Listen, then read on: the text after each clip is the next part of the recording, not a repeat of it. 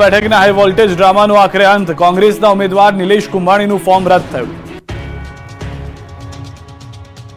અનેક નાટકીય ઉતાર ચઢાવ અને હાઈ વોલ્ટેજ ડ્રામા બાદ સુરત કોંગ્રેસના ઉમેદવાર નિલેશ કુંભાણીનું ફોર્મ રદ થયું છે. આ સાથે જ મતદાન પહેલા જ કોંગ્રેસે સુરત લોકસભાની બેઠક ગુમાવી છે. કુંભાણીના ટેકેદારોએ જ કોંગ્રેસનો દાવ કરી નાખ્યો છે, ત્યારે કોંગ્રેસ હવે કોર્ટના દ્વાર ખખડાવશે. અગાઉ ભાજપ ઉમેદવાર મુકેશ દલાલના ચૂંટણી એજન્ટ દિનેશ જોધાણીએ ઉઠાવ્યો હતો વાંધો, જે બાદ આ મુદ્દે કલેક્ટર ઓફિસે ગઈકાલે ચર્ચા પણ ચાલી હતી. જે બાદ બીજા દિવસે એટલે કે રવિવારની સવારે 11 વાગ્યા સુધીનો સમય આપવામાં આવ્યો. ટેકેદારો હાજર ન થતા ચૂંટણી અધિકારીએ ફોર્મ રદ કર્યું. નિલેશ કુંભાણી તો કલેક્ટર કચેરીમાં હાજર રહ્યા હતા. ચૂંટણી અધિકારીએ 1 દિવસનો સમય આપ્યો છતાં પણ ઠેકેદારો ન પહોંચતા નિલેશ કુંભાણીનું ફોર્મ રદ કરાયું. ત્યારે હવે નિલેશ કુંભાણી લોકસભાની ચૂંટણી નહીં લડી શકે. આજે કલેક્ટર કચેરીમાં રજૂઆત સમયે 4 ઠેકેદારો ફરી ગયા અને હાજર ન રહ્યા. ત્યારે નિલેશ કુંભાણીનું ફોર્મ આખરે રદ કરાયું. આ જાહેરાત બાદ નિલેશ કુંભાણી અને કોંગ્રેસના કાર્યકર્તાઓમાં ભારે નિરાશા જોવા મળી. જોકે તેમણે કહ્યું કે અમે હાઈકોર્ટના દરવાજા ખખડાવીશું. આ તરફ અમરેલીથી કોંગ્રેસને રાહતના સમાચાર મળ્યા. અમરેલી લોકસભા બેઠકના કોંગ્રેસના ઉમેદવાર જેની ઠુમ્મરનું ઉમેદવારી પત્ર માન્ય રખાયું. લોકસભાની અમરેલી બેઠક પરથી કોંગ્રેસના ઉમેદવાર જેની ઠુમ્મર ઉમેદવારી પત્ર મંજૂર રાખવામાં આવ્યું છે. ભાજપ અને કોંગ્રેસની દલીલો બાદ મહત્વપૂર્ણ ચુકાદો આવ્યો. ચૂંટણી અધિકારીએ બંને પક્ષોની દલીલો સાંભળ્યા પછી આ ચુકાદો આપ્યો. આ મહત્વનો ચુકાદો આવતા જેનીબેન ઠુમ્મરના સમર્થકોએ સત્યમેવ જયતેના નારા લગાવ્યા હતા. મહત્વનું છે કે જેનીબેન ઠુમ્મરે ઉમેદવારી ફોર્મ ભરતી વખતે રજૂ કરેલા સોગંદનામામાં પોતાની મિલકત છુપાવી હોવાનો આક્ષેપ ભાજપે કર્યા હતા. ભાજપે આરોપ લગાવ્યો હતો કે જેની ઠુમ્મર દ્વારા રજૂ કરવામાં આવેલા સોગંદનામામાં કેટલીક મિલકતોની વિગતો તેમજ તેમના પતિ દ્વારા લેવામાં આવેલી લોનની વિગતો છુપાવવામાં આવી છે. આ મુદ્દે ગઈકાલે ગૂંચવાયેલો મામલો આજે રવિવારે થાળે પડ્યો હતો. લગભગ 1.5 કલાક સુધી બંને પાર્ટીના આગેવાનો અને લીગલ ટીમના લોકોને સાંભળ્યા બાદ મુખ્ય ચૂંટણી અધિકારીએ જેની ઠુમ્મરનું ઉમેદવારી પત્ર માન્ય રાખ્યું હતું. આ મામલે કોંગ્રેસના નેતા વિરજી ઠુમ્મરે પણ લોકશાહીની જીત થઈ હોવાનું કહ્યું. ઇન્ડિયા ગઠબંધનના ઉમેદવાર ઉમેશ મકવાણાના ફોર્મમાં ઉઠાવવામાં આવેલા વાંધા અરજીનો આખરે સુખદ અંત આપ્યો. મતદાન અને મતગણતરી પહેલા જ ભાવનગર બોટાદ વિસ્તારના કોંગ્રેસ અને આપના કાર્યકરોમાં ઉત્સાહ છવાઈ ગયો છે. કલેક્ટર કચેરી બહાર ઉમેશ મકવાણાના સમર્થનમાં અને ભાજપ વિરુદ્ધ નારેબાજી થઈ. ભાજપ દ્વારા આપના ઉમેદવાર ઉમેશ મકવાણાના ફોર્મમાં અલગ અલગ 6 વાંધા ઉઠાવ્યા. ઉમેશ મકવાણાએ 1 દિવસનો સમય માંગી સવારે વાંધા સામે પોતાનો પક્ષ રજૂ કર્યો, જેમાં ભાજપના વાંધા ટકી શક્યા નહીં અને અંતે ઉમેશ મકવાણાનું ફોર્મ માન્ય રખાયું. ફોર્મ રદ થવાની અણી પર આવ્યા બાદ માન્ય રહેતા કાર્યકરોમાં જોરદાર ઉત્સાહ જોવા મળ્યો. આ તરફ પોરબંદર લોકસભાના ઉમેદવાર મનસુખ માંડવિયાએ ચૂંટણી પ્રચાર તેજ કર્યો. પ્રચાર દરમિયાન માંડવિયાને મળ્યો પત્નીનો સાથ.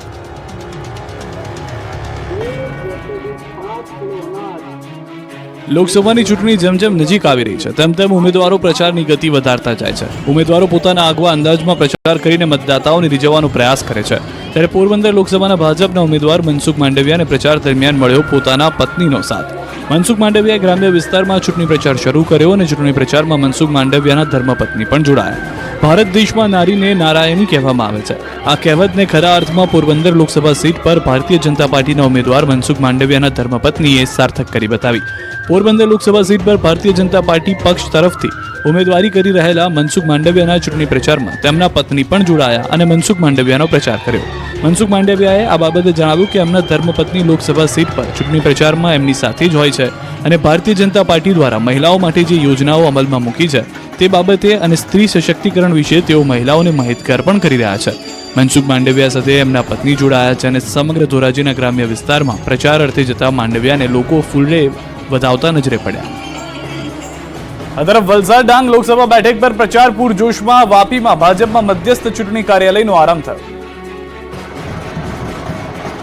રાજ્યની સૌથી છેલ્લી એવી વલસાડ ડાંગ લોકસભા બેઠક પર ચૂંટણીને લઈને રાજકીય માહોલ ગરમાયો છે. બંને પક્ષ મતદારોને રીઝવવા તમામ પ્રયાસો કરી રહી છે. ત્યારે ભાજપ દ્વારા શહેરી વિસ્તારોમાં હવે પોતાની હાજરી સૂચક રીતે દર્શાવવા પ્રયાસ થઈ રહ્યા છે.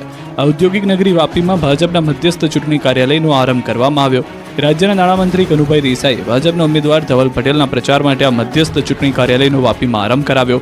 આ પ્રસંગે વલસાડ જિલ્લા ભાજપના અગ્રણીઓ અને કાર્યકર્તાઓ સૌથી મોટી સંખ્યામાં લોકો પણ ઉપસ્થિત રહ્યા. મહત્વપૂર્ણ છે કે વલસાડ જિલ્લો આદિવાસી વિસ્તાર અને શહેરી વિસ્તારોમાં વહેંચાયેલો છે.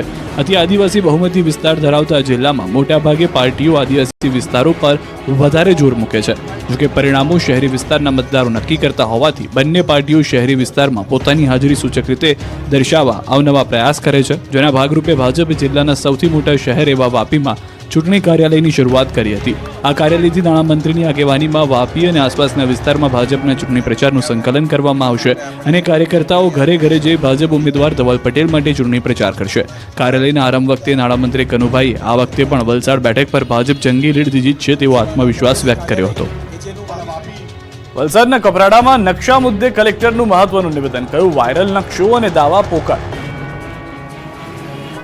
કપરાડા વિસ્તારમાં વાયરલ થયેલા એક નકશાએ ચર્ચાનું બજાર ગરમ કર્યું. વાયરલ નકશામાં કપરાડા વિધાનસભા મત વિસ્તારમાંથી સરકાર દ્વારા મોટી નહેરનો પ્રોજેક્ટ લાવવામાં આવી રહ્યો છે અને આ વિસ્તારમાંથી રેલવેની લાઇન પણ પસાર થવાની હોવાનો એક નકશા સાથે દાવો કરવામાં આવી રહ્યો હતો. જો કે આ સમગ્ર મામલે તપાસની માંગ થઈ હતી. આ દરમિયાન કલેક્ટરે આ મામલાને ગંભીરતાથી લીધો અને જણાવ્યું કે વાયરલ થયેલો નકશો અને દાવા બંને ખોટા છે. લોકોને ભ્રમિત કરવા સોશિયલ મીડિયામાં અફવા ફેલાવવામાં આવી રહી હોવાનું કલેક્ટરે જાહેર કર્યું. તેઓએ લોકોને એવી પણ અપીલ કરી કે આ નકશાને સાચો માનીને લોકો ભ્રમિત ન થાય. મહત્વનું છે કે નકશો વાયરલ કરીને એવો પણ દાવો કરવામાં આવ્યો હતો કે રેલવે અને નહેરને કારણે આજે હજારો આદિવાસીઓના ઘર અને જમીન સંપાદન કરવામાં આવશે. લોકોમાં પણ આ નકશાને લઈ પોતાની જમીન અને ઘર અંગે ડર સતાવી રહ્યો હતો. આ નકશા મુજબ માત્ર લોકો જ નહીં પરંતુ ધારાસભ્ય જીતુભાઈ ચૌધરીનું ઘર અને જમીન પણ જઈ રહી હોવાનો દાવો થયો હતો. વિવાદ વધતા કપરાડાના ધારાસભ્ય જીતુભાઈ ચૌધરીએ આ મામલે વાયરલ કરવામાં આવેલા નકશો અને દાવાઓ ઊંડાણપૂર્વક તપાસની માંગ કરી. આ તરફ ભાજપના ઉમેદવારોએ પ્રચાર પૂરજોશમાં કર્યો. બોટાદમાં નીમુબેન માટે બાવળિયાએ જનસંપર્ક કર્યો. બોટાદ વિધાનસભા વિસ્તાર ભાવનગર લોકસભા ક્ષેત્રમાં આવે છે ત્યારે ભાવનગર લોકસભા બેઠકના ભાજપ ઉમેદવાર નીમુબેન બાંભણિયા માટે રાજ્યના મંત્રી કુંવરજી બાવળિયાએ બોટાદમાં પ્રચાર કર્યો. બોટાદના જુટીગડા ગામે કેબિનેટ મંત્રી કુંવરજી બાવળિયાની ઉપસ્થિતિમાં કોળી સમાજનું સામાજિક સંવાદ કાર્યક્રમ યોજાયો. કાર્યક્રમમાં કોળી સમાજના આગેવાનો કાર્યકરો જોડાયા અને તમામને નીમુબેનનું મત આપવા બાવળિયાએ અપીલ કરી. મહેસાણામાં કોંગ્રેસ લોકસભાના ઉમેદવાર બાદ ભાજપના ઉમેદવાર પણ ભુવાજીના આશીર્વાદ લેવા પહોંચ્યા. મરૂન રંગના જબ્બામાં જે ભાઈ છે તે સામાન્ય નાગરિક નથી પરંતુ મહેસાણા લોકસભા બેઠકના ભાજપના ઉમેદવાર હરિભાઈ પટેલ છે. હરિભાઈનો આ વિડીયો સોશિયલ મીડિયા પર વાયરલ થઈ રહ્યો છે. તેમણે મહેસાણાની શ્રીપાલ સોસાયટીમાં માતાજીના રમેલમાં હાજરી આપી હતી અને ભુવાજી પર પુષ્પવર્ષા કરી તેમના આશીર્વાદ પણ લીધા હતા. બીજી તરફ વાત તો એવી ચાલી રહી છે કે નેતાજી હવે ચૂંટણી જીતવા ભુવાજીના શરણે પહોંચી રહ્યા છે. ક્ષત્રિય ઠાકોર સમાજના કાર્યક્રમમાં જોવા જેવી થઈ ગઈ જાહેર મંચ પર ભાજપ કોંગ્રેસના નેતાઓ. આ દ્રશ્યો મહેસાણાના વિસનગરમાં યોજાયેલા ક્ષત્રિય ઠાકોર સમાજના સમૂહ લગ્નના છે, જ્યાં ભાજપના ઉમેદવારની હાજરીમાં કોંગ્રેસના ઉમેદવારે ક્ષત્રિય ઠાકોર સમાજનું સમર્થન માંગી લીધું. આ સમૂહ લગ્ન કાર્યક્રમમાં મહેસાણા બેઠકથી ભાજપના ઉમેદવાર હરિભાઈ પટેલ, કોંગ્રેસના ઉમેદવાર રામજી ઠાકોર, રાજ્યના આરોગ્ય મંત્રી ઋષિકેશ પટેલ, કોંગ્રેસના પૂર્વ પ્રદેશ પ્રમુખ જગદીશ ઠાકોર સહિતના દિગ્ગજો ઉપસ્થિત રહ્યા.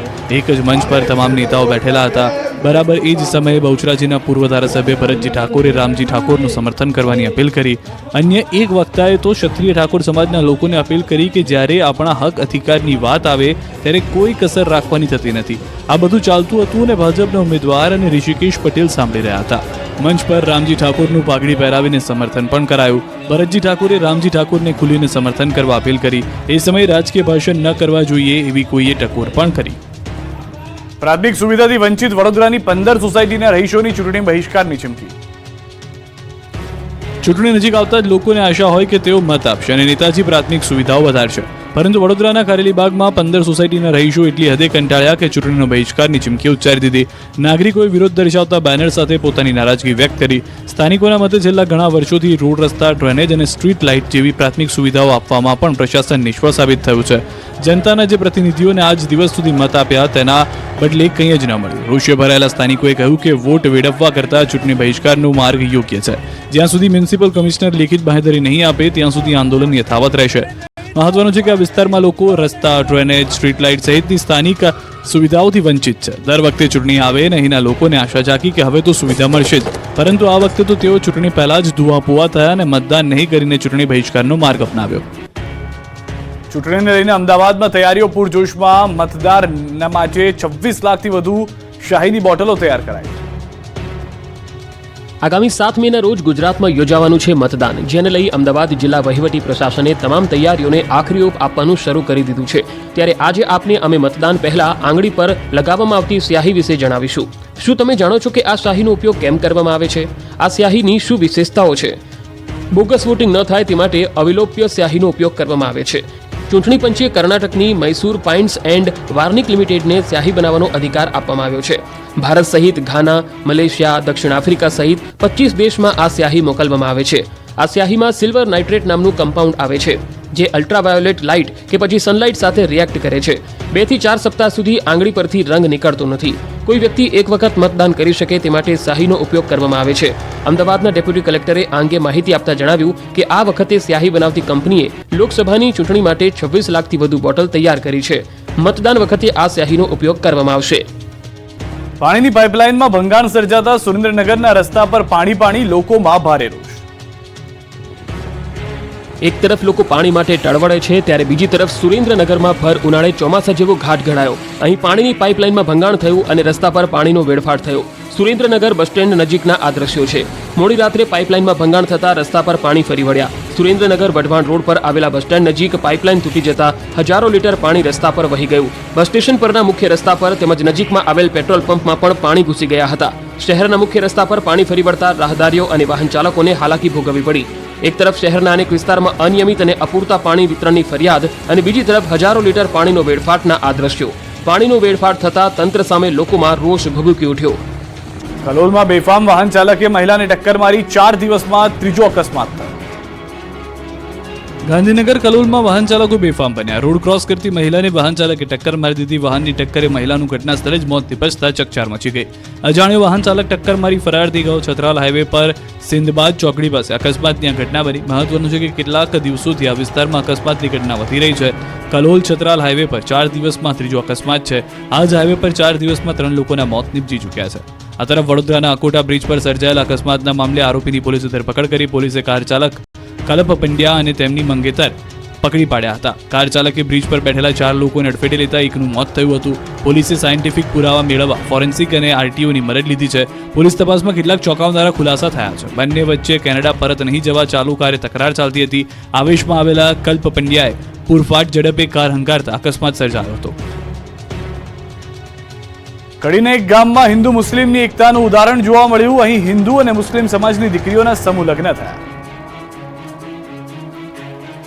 હિન્દુ મુસ્લિમ સમાજની એકતાના દર્શન કરાવે તેવી ઘટના મહેસાણામાં બની છે. મહેસાણાના કડીના મેડા આદર્જ ગામે પાટીદાર અગ્રણીના સ્વખર્ચે સતત 3જા વર્ષે સમૂહ લગ્નનું આયોજન કરવામાં આવ્યું, જેમાં હિન્દુ અને મુસ્લિમ સમાજની મળી કુલ 28 દીકરીઓના સમૂહ લગ્ન કરવામાં આવ્યા. અને જે પ્રસંગે તમામ હિન્દુ અને મુસ્લિમ દીકરીઓના કર્યાવર મુસ્લિમ સમાજના બિરાદરો તરફથી ભેટ આપવામાં આવ્યા. આ આયોજનમાં મુસ્લિમ દીકરીઓના લગ્ન તેઓના મુસ્લિમ સમાજની વિધિ વિધાન